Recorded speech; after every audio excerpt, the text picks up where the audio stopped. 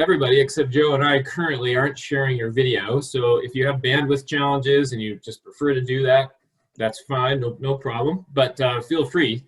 This meeting will be probably 10 or 15 people. We never really know. Could be more, but you're welcome to jump on with your video, make it more in person. We make it really conversational too, so feel free to jump in and interrupt at any point, ask questions. Joe said not to worry at all, just interrupt him and ask him questions as we go. But I'll get started with a short intro because we may have some folks on the call today that haven't been on our calls in the past. So you can see there's some of us on the line. We've got Carly Snell and I are the two full-time people on the AMRI grant. So AMRI stands for Accelerate Montana's Rural Innovation Initiative. And we are a part of the larger economic development umbrella at the University of Montana. So it's an umbrella because it houses the Blackstone Launchpad, it houses the World Trade Center, the Procurement Technical Assistance Center, and the SBDC, the Small Business Development Center, as well as the Code School. So we have a range of programs at the university, and the AMRI grant specifically is funded through the EDA, the Economic Development Administration. And our goal is to do similar work to the Blackstone Launchpad, which launches small businesses and supports startup companies, but our work is in rural Montana.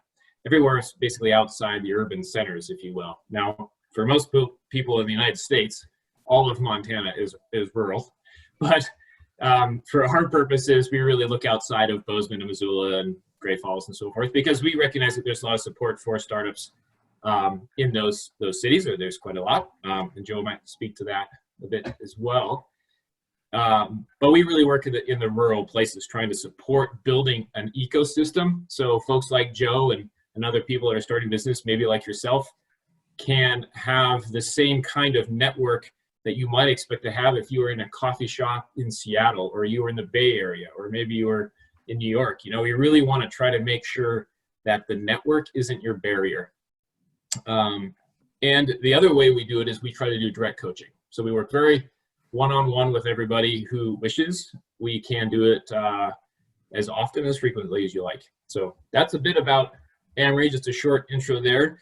We've been doing, just saying as everybody's coming online, we typically, Carly and I have been traveling up until 7 weeks ago around the state. And we've really obviously stopped that and doing everything online. So this is our forum where we're trying to, again, do two things: provide good information to entrepreneurs, given the situation, and also build a network and build that ecosystem between folks, and maybe network you all with each other. One way we're doing that is through a Facebook page. So at the AMRI Facebook page, we have a group. We also have Sid Paladuga, who's on the line as well. He helped set that up, and he is the AmeriCorps Vista on the grant, so he's working with us for the year, and it's been fabulous having him on. Unfortunately, Sid arrived in Missoula the week everybody went into quarantine, so he's seen Missoula from the inside of his house, but hopefully we'll get that changed here soon. We just talked about good places to go hiking and fishing. So take a look at our Facebook page, take a look at that group. It's an entrepreneurial support group, and the idea there is really to ask questions of like top of mind, things are challenging, what you need to maybe know from your peers or what your peers are doing. So historically, we really focused on PPP and the CARES Act and other things, but now we're really moving into this space of, okay, it's time to pivot. What's the new normal, as people are saying? Or Paul Gladen used the other term, recalibrating your business for the new baseline.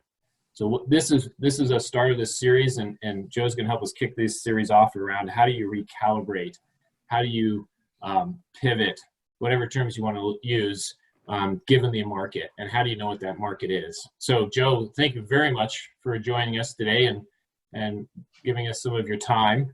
So Joe, one of the reasons that I was excited to see you would be interested in doing this is that you have a very interesting and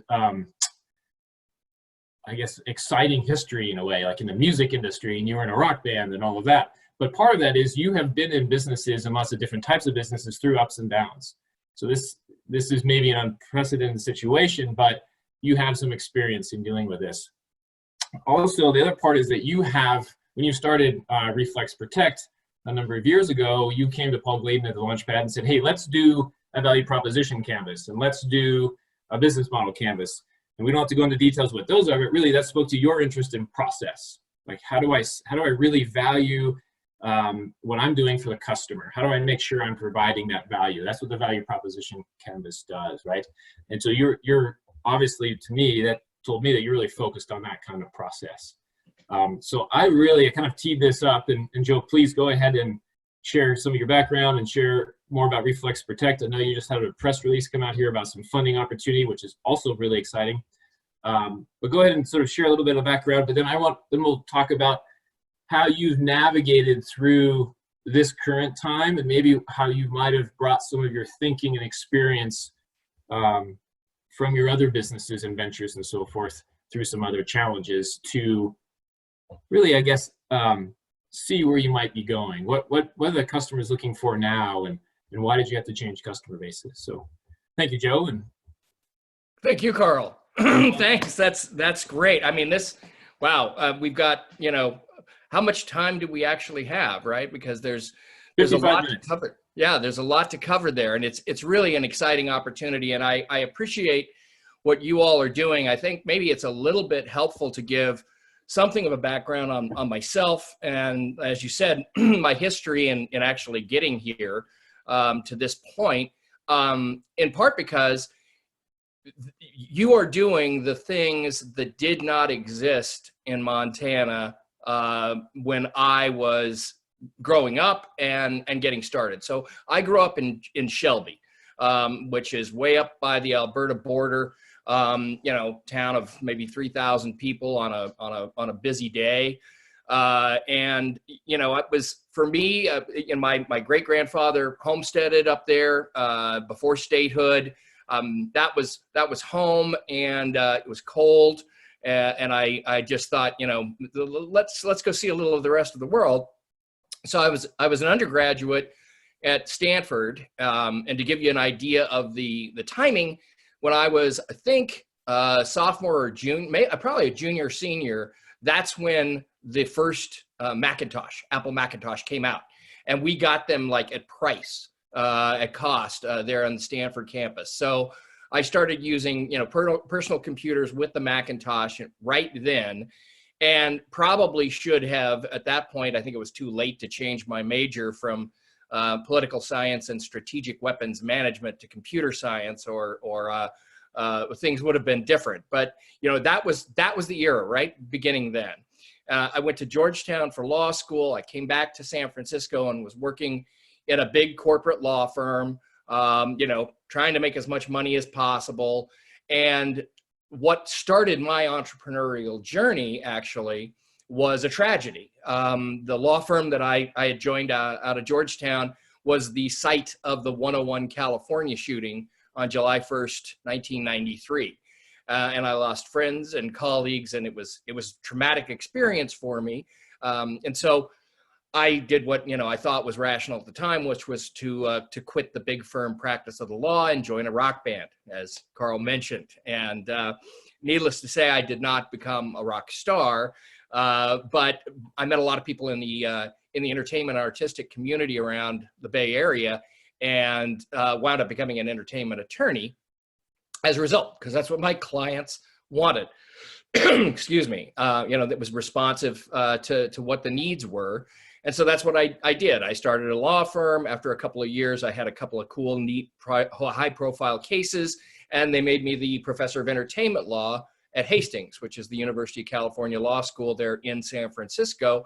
And this was just as the Napster-fueled.com boom took off. So I was at ground zero at really the beginning of digital media before we even called it that. We actually called it convergence media in the early to mid 90s.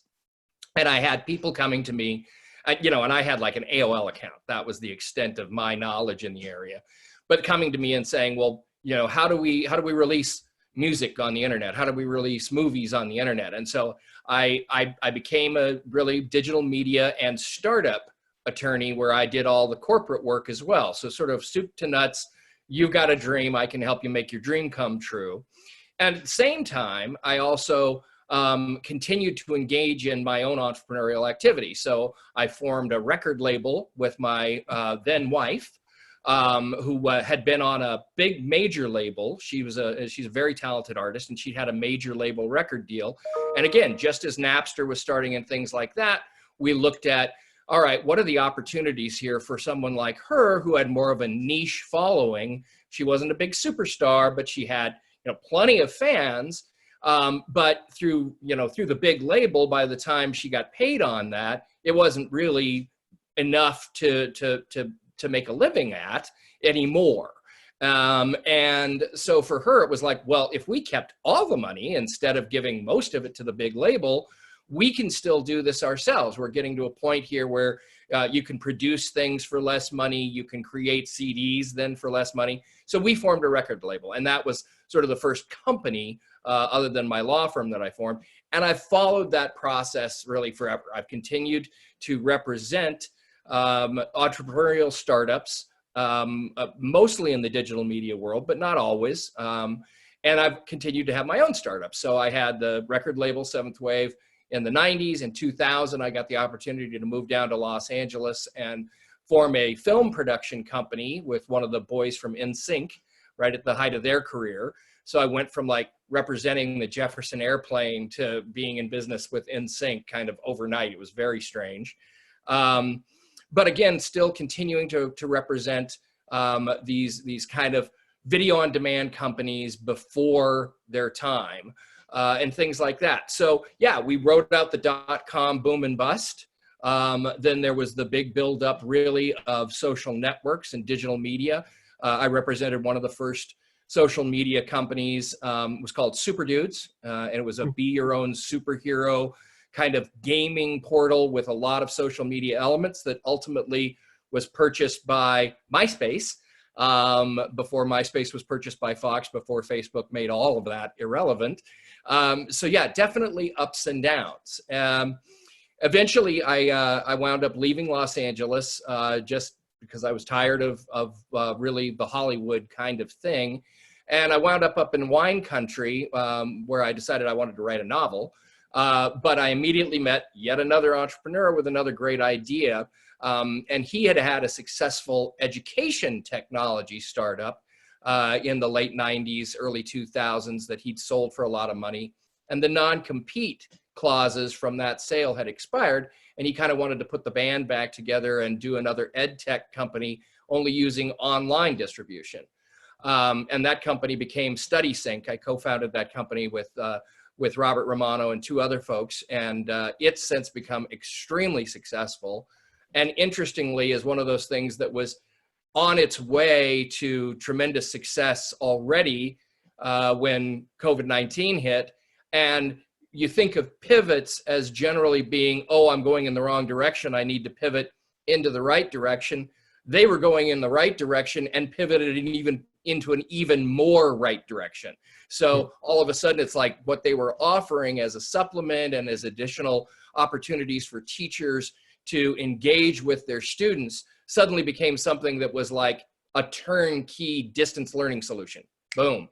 And so you found them suddenly pivoting, from good to better. And I think that's what's fun about startups. And that's what's great about what I found here in Montana, because when I came back, I had no idea I was going to run into the fertile ground, certainly in Bozeman as well, but especially here in Missoula and around the University of Montana, with Paul's work at the launch pad and the Accelerate Montana system and all the things that Carl suggested. I mean, that was entirely different than I grew up around. And opportunities now for kids in Shelby who, if there's somebody from Shelby on this call, you're in the right place, because and there's actually, so Lorette says, hey, good to see you, Shelby voice. Thanks for sharing. That's awesome. Lorette Carter, yeah. That's awesome that there's somebody from Shelby on this. That's fantastic. So, I mean, stuff like this just did not exist. And now it does. And now there's no reason that somebody from the same place that I grew up can't have access to the same tools that I presently have access to. And that's amazing. And we're going to see more of that, I think, in the post-COVID world, which may not be a post-COVID world, right? It may just be the world after COVID, insofar as that a lot of the things that we're implementing now will turn out to be positives that we keep. There will certainly be a lot of things, and hopefully fear is a big one of them, that abate and that change, and that will be post-COVID. But that some of the things we're doing right now, that we're doing out of necessity, because Carl can't be in a car running all over the country doing these face-to-face. This is how a lot of business is going to get done. And it's sort of the end game of a lot of the things that started happening when the Napsters and the Ayumas of the world started putting music out digitally on the internet in the mid-90s. It's kind of all come in this direction. And there are positives and negatives about it, but it's very, very exciting time. So that gets us really to, go ahead, Carl, I can tell you. Yeah, I'm just gonna say that, so that gets us to current time. I mean, one of the things that you've experienced then with is these ups and downs, but then also in the process of thinking through, or being with your partners, or talking through, what are you gonna do? How do I know where that market is? You described how that ed tech business happened to be. Maybe they saw some of it coming, or they saw the benefit. It just sort of accelerated what they saw coming. But you're now doing something very different. You haven't spoke to Reflex Protect yet, or that business, but maybe just give us a short intro of that, and then maybe talk about you. As I understand, you were focused on hospitals, because Reflex Protect is a self-protect device, or it's a material. It's just not just a material. It's the device itself, right? To protect people. And you were focusing on hospitals, and that changed overnight. That all of a sudden they were focusing on, obviously, on something very different. So maybe give us a little bit about Reflex Protect, and then you were focused on hospitals and why you were doing that, and then speak to how it was that you actually decided that, and even just the process. How did you all talk this through? And before you jump into that, I just want a little housekeeping. This is recorded, everybody, so you know when it's recorded. We share these up on our Facebook page and on the Bear Powered by UN page, and so you can share with other folks and all that. I just want to let you know. And also, again, if you didn't hear this, jump on in. Joe said, feel free to interrupt him or us or anybody. Ask questions. We really want this to be like a conversation and a sharing between entrepreneurs and people trying to sort this out. So thanks. Go ahead, Joe. You bet, Carl. Well, and it's exactly as you say, because this is all of those times that we talked about where like you could look at it as, oh my God, it's the end of the world, or you can look at it as like, wow, this is an opportunity. There's going to be a change. How can I be of service during this change and help others? And those are the opportunities that became successful. So with Reflex Protect, what happened was I was here, I was involved with the launch pad, I was excited about what they were doing, and I actually said to Paul, this is going to happen. It always does. Someone's going to come to me with a great idea, and when they do, I'm not going to be able to resist it, but what if we ran it through the launch pad? What if we ran it through your entire system here, just to see what would happen? I mean, I've done this before. I don't have to do that, but wouldn't it be interesting to see what happens if we actually follow guidebooks and rules that you guys have established and are advising people on, instead of just doing it seat of the pants like entrepreneurs always do. And he thought that was fascinating. And I'm so grateful that he did, and that we were able to do that, because it's been tremendous experience. And it allows us to share as we go and input from others, because it was only days after that conversation that Steve Mangold approached me, and he had a new product, a new patented spray head. And for Montanans, this is easy. He was trying to make a better bear spray. And he recognized that, bear sprays basically come in a European car fire extinguisher. That's what that thing is. And, it has its positives and negatives, and it certainly works if you're able to deploy it properly. But when it doesn't work is when you drop it, or you can't get the safety off, or things like that. So he said, well, why don't we have something that's more intuitive, easier to use, that you can just grab and hold on to? And that's what he developed. And I'll kind of hold this up just so you get a sense. The pistol style spray head here, the Reflex Technology spray head, is what makes for a better deployment device on a lot of our stuff. So So I saw it, and he said, look, I got a problem, which is to do a bear spray, I need EPA approval, and that's going to take a long time and some money. So I am interested in doing something that's maybe an alternative to a loaded gun in a nightstand drawer. And Steve's an NRA guy, but he recognized that there were people for whom, you know, a gun isn't always the answer, and people for whom it's never the answer, and maybe this could be helpful.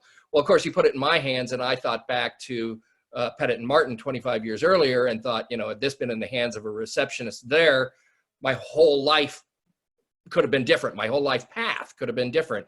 And frankly, I actually think that there's something to my being here, you know, in this time, in this place to do this thing, because it landed in my lap like that. And I took it to Paul, and he said, yeah, this is great. Let's run this through the system. Let's see if we're crazy. You know, we just think it's great, but it really is. And so we did all the steps. We went out and had a small raise. And one of the first places we took the concept of a workplace product was St. Pat's Hospital here in Missoula, where I was introduced to a guy named Sean Paul, who was then the head of security for Western Montana Providence. And I was told to meet with him. They said he wants to meet with you. And I went in and I showed him what we had, and he proceeded to tell me everything that was wrong with my product, which, you know, that's kind of off-putting. It's not necessarily what you think is going to be a good meeting.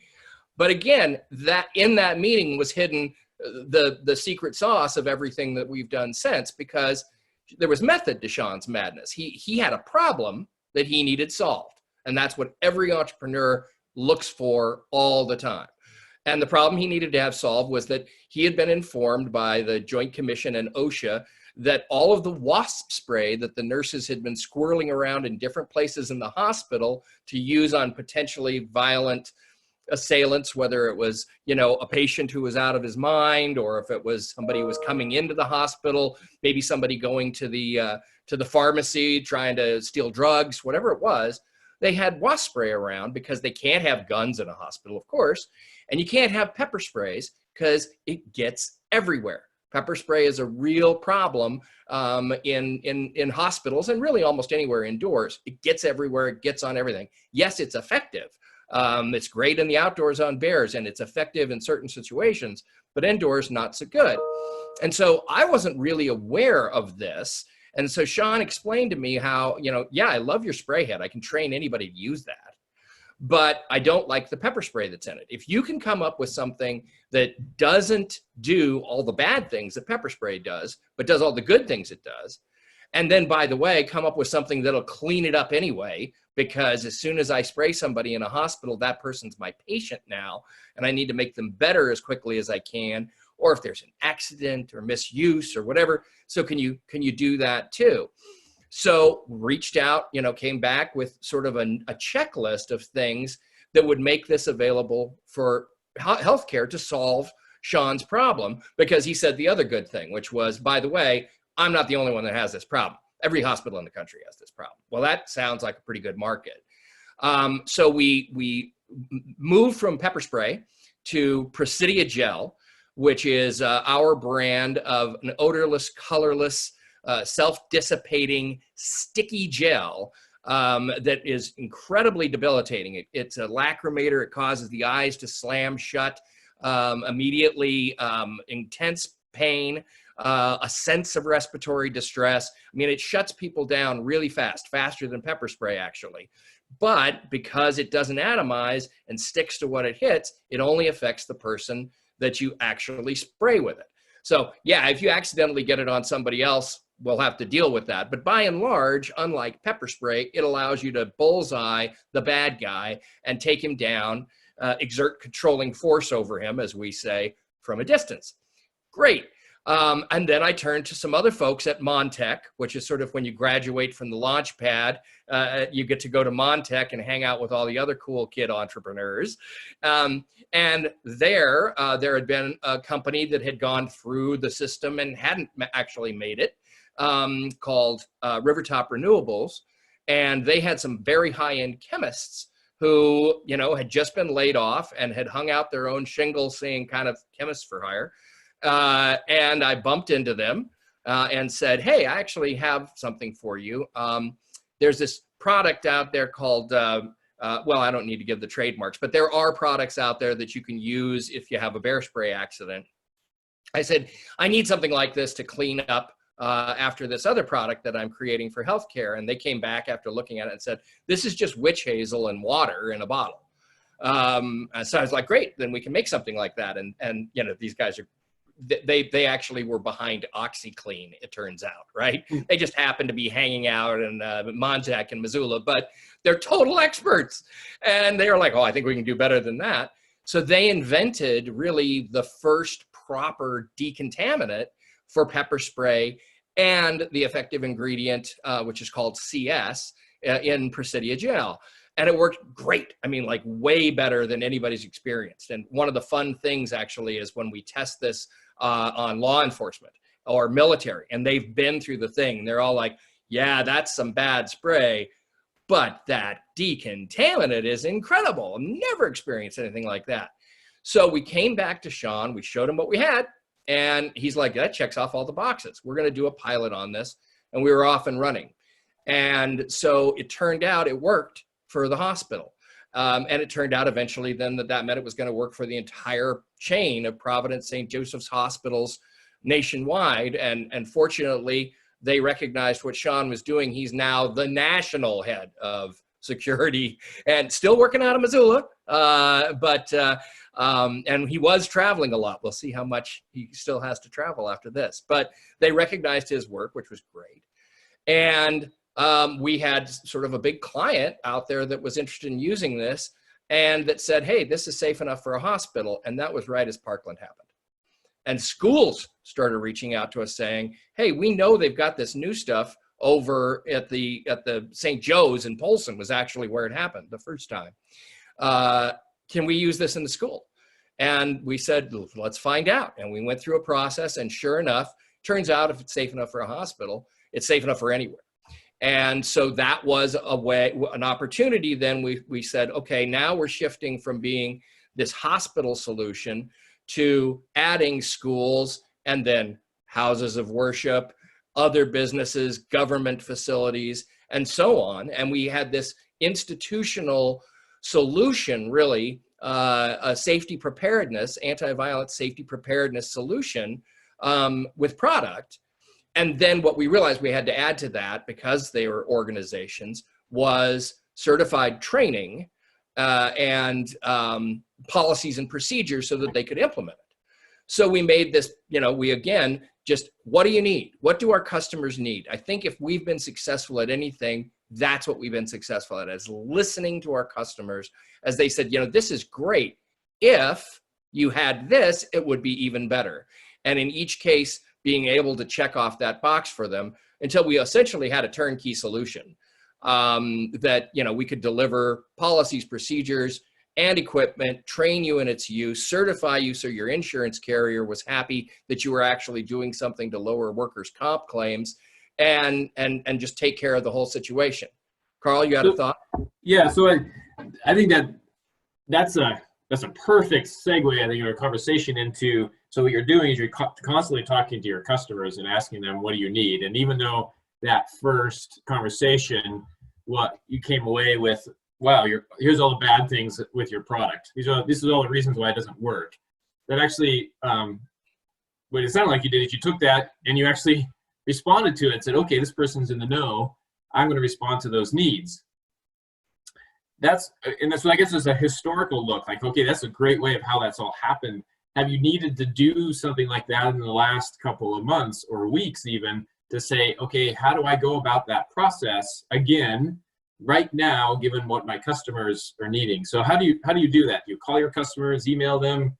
Obviously, you're not sitting down with them anymore, but yeah, well, sometimes it's as simple as watching the news, and recognizing, like, you know what? I don't think anybody in a hospital has the time to return our calls right now. They are really focused on doing something important. And actually, the talk about PPE was fascinating, because all of a sudden everybody's talking about nurses and we got to get them personal protective equipment. I'm like, I've been talking about that for years. I've just been talking about it with respect to violence and people instead of a virus, but it's same concept. But we recognized we had to give people some space. We couldn't expect schools that were not in session and were trying to figure out how to do distance learning to respond to a problem they didn't have right at that moment, which was, an active shooter coming into the school. I mean, this is a great time for an active shooter to go onto a school. There's nobody there. So, I mean, all you active shooters out there, head straight for the school. I shouldn't make light, I don't mean to, but nonetheless, the point being, we immediately knew that two of our big customers were going to need some space. And fortunately, we're always looking to do the next thing. So one of the things that nurses had requested was they said, this is wonderful. I love it. I feel safer at work. But the most dangerous part of my day is the walk from the front door of the hospital to my car. I actually want to be able to carry this with me. And what you've given me is sort of like a fire extinguisher, right? Only for violence. It's a station, and I can grab it whenever I need it and take it in and spray, a patient that's going out of his mind, or a bad guy that's come into the hospital and is threatening people. I can grab that like I would a fire extinguisher and put out the violence. But that doesn't help me. I can't take it home with me. So we were creating a pocket-sized Presidia gel. And it just turned that this is the time for this product, because people at home now, yes, they could previously get a similar home system, but times are very uncertain. So they're going to need this. So let's step up in our program moving forward with home personal safety and moving this product out faster than ever. And let's also make another pivot and it's funny because pivot, again, has this strange connotation. It's sort of like, hey, things were going wrong, so we had to go in another direction. It's not necessarily the case. Pivot to me is opportunity and response. Sometimes the opportunities are painted in a negative light. Sometimes they're painted in a positive light. But whatever they are, you have to be listening for them. And when they occur, then you have to be nimble enough to say, okay, let's restructure. So in this case, it was also to law enforcement. Law enforcement is, that's a red ocean that is well served by gun manufacturers, pepper spray manufacturers, taser. I didn't want to have to compete in that market. Because I had an open market of teachers and nurses and folks at home or at worship that were interested in my product. Why, easy choice, right? But it turns out that under these circumstances, the ability to do with Presidia gel what we can, which is bullseye, one person, exert controlling force from a safe distance, which is more important now than ever, because it's not just about the knife-wielding assailant, it's about the potentially infectious assailant, and being able to control them without hurting any innocents, and without making a mess of the surroundings or your squad car or anything else. These things are suddenly far more important to law enforcement than they were before. So again, let's turn up the gas on that, and let's start reaching out to these people and finding out what their needs are and seeing if we can respond to them quickly. And so that's what we did. And it required, of course, the whole COVID-19 thing required a real restructuring of everything. And I'm incredibly proud of my team, because we saw it coming a little early, because we had some business that we were supposed to conduct in Seattle and San Francisco that we canceled. And some of it canceled out from under us. We also saw we're a made in America product, but there is the molds that they actually use to do the plastic injection manufacturing in Manhattan, Montana. Those molds are created in China. So we saw some delay on some things that wasn't really going to have an immediate effect on us, but it made clear that there were going to be supply chain disruptions.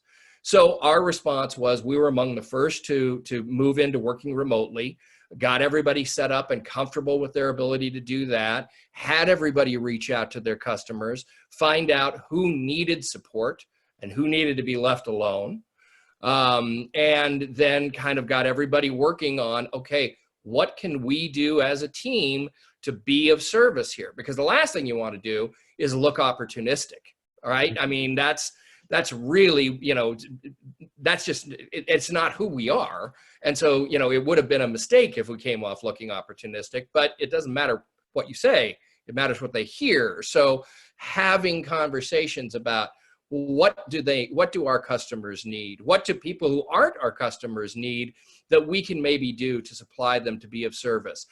Maybe it's even things that don't make us money.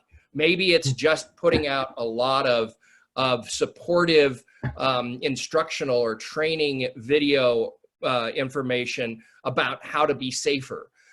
So one of the things we did was developed an ebook that we give away, and it's tips for being safer at home and in the workplace. And people can just download that off of our site or off social media, and it gives them some tips, some things that they can do to try to make sure that they're safer. And of course, it's got our logo on it. And if they want to follow up, they can come back to us. And if they find something that they want that they can purchase from us, great. But if not, if it helps somebody feel a little bit better, feel a little bit safer, that's important. And that makes all of us feel good as well. One of the things that I'm really fortunate about with Reflex Protect, which was not always true of all my other customers, and maybe this is something that's special about Montana, is no one is engaged with this company because they think they're going to make a lot of money. We all hope everybody makes a lot of money because that'll mean the company was very successful, which means it fulfilled its mission very successfully. So don't get me wrong. It's not like everybody who doesn't want to make a lot of money, but nobody is involved because that's what they think the end game is. Everybody is involved because they want to make people safer. So Ben Gladwin, who heads up our government sales division, was the captain of the University of Montana Police Department. And he worked with us on some training videos, and he said, I can save more lives working for Reflex Protect than I can working at the University of Montana Police Department as a captain in a more administrative role. And he left and joined us. Alan Baris is our head of active defense training. He was written the book, Survive a Shooting. He does trainings around the country and is a recognized expert. And he said, you know what? I want to join what I've been doing with what you're doing because it's going to amplify what I've been trying to do for years, which is to make people safer. So he joined us. And, down the line, folks have become involved with the company because of its mission. And that's been super exciting and, helps to keep people motivated. And then it actually just works as a business plan. Because then when you say to people, go out and be of service, really, do what you think is best, ask people how you can help them, then, people will respond to that and that has given us a lot of the blueprint then for making the changes that we feel we needed to make as a company to survive what is a very difficult time in terms of changes in supply chains, changes in revenue structures, all of those kinds of things. Yeah, we're scrambling just like everybody else to survive. But the way we scrambled to survive was to figure out how we could be better of service. And that's in our DNA. So yeah. It was a neat opportunity. Yeah, I heard that come up numerous times and just listen to your talk. That is in your DNA, and it maybe is in folks that are entrepreneurial, right? And they were always listening to how can you be of service? How can you be helpful for your customer? So it sounds like you've done that really in an iterative way, constantly. I mean, so it's not like, okay, we got this great product. You described this product. It sounded like, wow, you can knock it out of the park. Of course, hospitals need this. But then all of a sudden that shifted. Of course, schools need this. Okay, well, that rug kind of got pulled out. And maybe you can help people at home and other places, but really trying to feel out where it is that those customers might be and what they need. How can you be of service to those customers? So you've done that step of it now. Just as we were getting started, you were talking about how all the trade shows are shut down. And of course they're shut down, but for a company like yours where you have a tangible product that, like you said, if you put it in somebody's hand, they can really understand what it does. Talk us through maybe some of the nuts and bolts that you've done in the last couple of weeks or months, just assuming that maybe there's some folks on the line that are looking at the same kind of challenges, like, okay, how might I think about doing something else other than the trade shows I was planning on doing this spring and summer? Absolutely.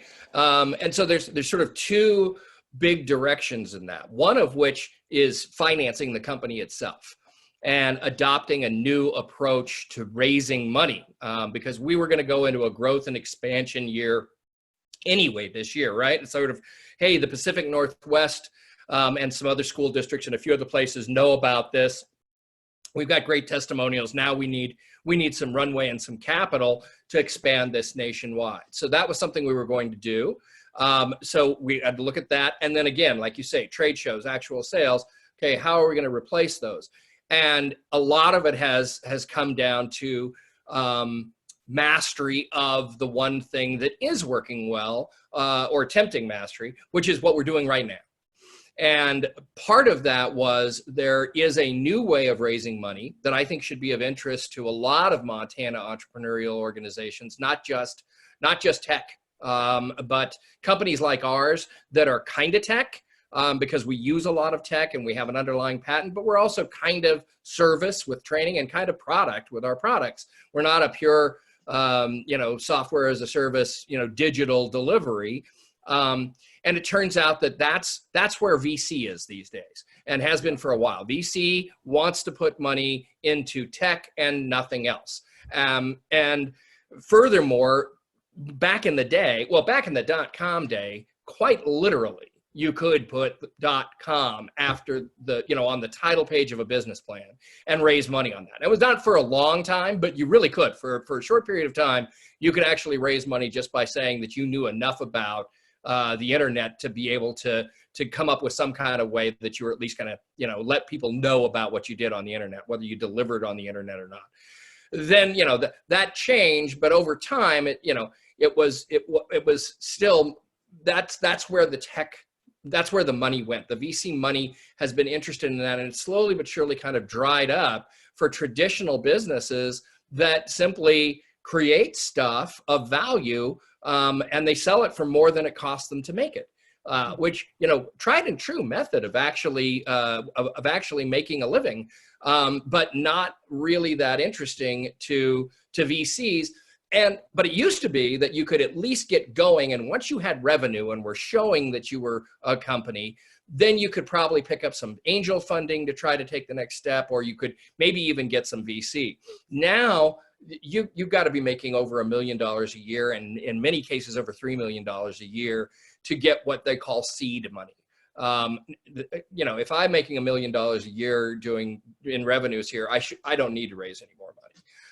Some businesses, yes, but for our business, no. So it was, okay, how are we going to do this? And fortunately, there were some new options that things like Kickstarter really created. On Kickstarter or GoFundMe, you ask people for money and they give it to you because it makes them feel good, and or they get some kind of a prize, right? They get a gift at the end, they get credit in the movie, whatever it is. But it's basically that kind of a transaction. It's not an investment transaction. It can't be, because then you're selling securities and you're violating all securities laws. So in 2017, in the Jobs Act, they came up with a way to actually have equity crowdfunding. And certain companies formed around this. They have to be registered broker dealers. It's actually the closest thing to an IPO, even though it's much, much, much smaller, because you have to go through a tremendous amount of due diligence as a company to do it. So you really have to be the real thing. But at the end of the day, what it allows you to do is reach out to people in very much a Kickstarter kind of way through one of these platforms. We use a platform called Republic. There are others like WeFunder and Seed Invest. And they collect people who are interested in making relatively small investments in potentially a lot of different companies that are in the startup space. Let me jump in and ask a quick question there. So you were saying that typically is this relatively new opportunity in terms of fundraising? How much revenue, how much organization as a business do you have to have? So if you're brand new, like I got an idea, as we see a lot of folks at the Launchpad and at Emory, hey, I got this idea, I want to launch this. Do you have to be farther down the line than that, or what's that benchmark? Honestly, the benchmark, I can imagine, and I'm actually writing an article on this right now. So I can imagine, like, if maybe you had 10 grand in sort of some friends and family startup money, because the process itself does cost some money.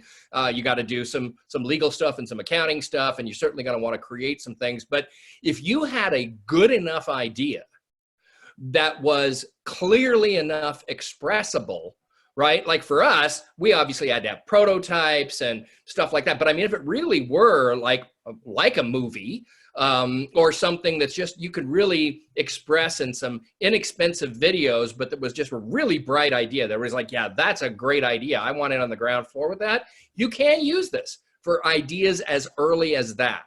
And that's pretty exciting, especially for Montana companies, because it is hard to raise money here. I mean, they're trying to make it easier all the time, and they do better when it comes to pure tech here in Montana. And they do better when, you know, you've already got some experience and some money on your side. And there's lots of other support systems, a little money here, a little money there, the Big Sky Trust grants, those types of things. Those are all wonderful, and those can really help get you going. But there was never really that, how can I go out and raise $500,000, $1 million here in Montana? And frankly, it's hard anywhere. This is the place to do it now. I mean, it may not be perfect for every business, but for us, again, especially as everybody went into lockdown, we can't take a dog and pony show out on the road and talk to VCs in Seattle and the Bay Area and Los Angeles and New York. And furthermore, we don't want to talk to them because they don't want to talk to us. We want to talk to people, actual people who are like, that's a great idea. And I can put $200 into that, or maybe $2,000 into that I can afford to lose, that if it were a GoFundMe or a Kickstarter, I might have given them, you know, because I got the t-shirt and I feel good about non-lethal self-defense. I think that's important. So those types of people can say, but I also think this is going to be big. I want to be involved. I want to make money on this. And I have several of these that I try to do. It's an amazing opportunity to reach out, and instead of trying to raise $1 million in one check, you know, $1,000 checks does it instead. And so for us, we had decided to go in this direction, but it was really a question of, do we continue on this path and not pivot, even though we're facing this unprecedented situation? And we decided, yes, let's go ahead and do it. Yeah, but I mean, but you can feel free not to answer this if this gets a little too personal, but how did you come about that decision? I mean, what did you bat around to sort of say, okay, do we keep this fundraising going and not pivot away from it? A lot of it was, I felt we had to stay operational on a day-to-day basis. I needed to keep our employees employed. I needed to keep our contractors working, because we're going to be needed, and we're going to be needed when we are needed. And I think some of that is happening even as we speak. But when we are needed, when the hospitals suddenly are like, you have got to deliver a pallet of this stuff on Tuesday because, you know, the skies have cleared now and we need it now, we can't be getting back up to speed. So the idea of furloughing people, of kind of riding it out, wasn't acceptable. So instead it was, let's go full steam ahead. And what we're going to be doing to reach out, and this is the other side of it, right, is the non-trade show side. What we're going to be doing to reach out to people is going to be amplified and can cross migrate back and forth in terms of video production, ebooks, webinars, radio interviews, just helpful stuff that we're trying to do to bring people some peace of mind or give them ideas and ways better to protect themselves and their loved ones.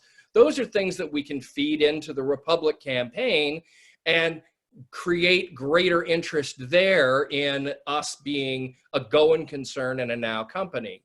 Yeah. And then hopefully have that actually play out to where, you know, come the beginning of summer or midsummer, that campaign has come to fruition, and we have the capital, but already are on the process of doing the things that we need to do, both to continue what we're doing now and then to go back to the things that we had to take a little bit of a break from, and be able to resurface there and actually have the funds and the capital to do that, because we're no longer on the, okay, we'll do this now and then we'll do law enforcement later. When everything gets back to some semblance of order or normal, we're going to be doing all of it all at once. Yeah. And so we have to have capital ready for that opportunity. And so that really made the decision. Yeah, interesting. Yeah, thanks for talking that out, because I could see how all of a sudden you've got this thing that's on pause, the hospitals, schools are on pause, and then you're going to pivot to this other place. That makes sense. But if these other two things come back online, now it's you've got 3 balls in the air that you didn't have before. Yeah, that's it. So any questions from the group there? Yeah, I do. Okay, Kristen. I do have one question. Can you hear me? Yeah, we can hear you. Okay, all right. Can you talk a little bit more about how you were able to certify and show them how they were doing something to lower their work comp rates? Sure. So a lot of that was actually talking to workers' comp providers and to carriers and saying, okay, let's look at what this is. So in healthcare in particular, something like 70% of workplace violence claims occur in the healthcare setting. It's kind of a dirty little secret that I suspect is not going to be a secret much longer. And interestingly, I think that the caregivers are going to come out of this with a lot of political capital and the ability to make some demands. And I think demand number one is going to be better pay. But I think high up on that list of demands is going to be better safety, and not just PPE from virus, and equipment there, but also just being safer. I mean, getting beat up should not be part of the job description if you are a caregiver. And so for a long time, there has just sort of been an acceptance that there's going to be X amount of workplace violence, and that you just got to pay for that. Similarly, what we really saw was then places that were implementing sort of the old run, hide, fight method of active shooter defense. They were doing trainings and people were getting hurt during the trainings. And part of that is because there was no real good response once you get to fight, right? It was a planned improvisation strategy with improvised weapons. And so people were practicing tackling, a 24-year-old 6'4" police officer in a padded suit. He's not the one who needed the padded suit. The teacher that had to tackle him is the one that needed the padded suit. She's the one that got hurt. So you were seeing, and we were actually in an actual meeting with a bunch of superintendents, and there was a MSGIA representative there, which is their insurance pool. And he was talking to them about, you're basically saying the free training that you're getting is costing us a fortune in workers' comp claims. You should be talking to these guys, and pointed at us. And we were like, wow. And that's one of the times it became really clear how important the certified training was. The ability to say, hey, look, yes, we're still going to teach you how to take a gun away from somebody, or how to tackle somebody, or how to act as a group, but we're going to tabletop that. Because now we have something we can teach you about how to get to your Reflex Protect, how to use it, and how to stop the assault from ever becoming a battery. And that's become a really popular thing that then the insurers have been responding to, like, yeah, actually, that makes sense. We might do a risk mitigation grant that supports some of the cost of implementing this solution or testing it out, and it may ultimately mean lower costs of premiums, but it also just lowers costs in general. And where it really helps is things like worker retention. So those became attractive propositions that we could explain to people. And similarly, I think I haven't really talked that much about the training, but again, our training was developed so that Sean Paul at St. Pat's could teach everybody how to use our product and have them watch a video and check off the box that they'd watched it and get a printed certificate that he could show to his insurers. But Sean said, there's also a me at every one of our other hospitals around the country. I can't go to every one of them and do this. I need to be able to do something online to train them to know about Reflex Protect like I now know about it. Can you do that? So we created that really just originally to kind of answer that one need. Well, now, for example, today, our head of active training was supposed to be at Billings Clinic teaching everybody how to use Presidia gel there, because they're now implementing the Reflex Protect Active Defense Solution at Billings Clinic. He can't go. He can't be there.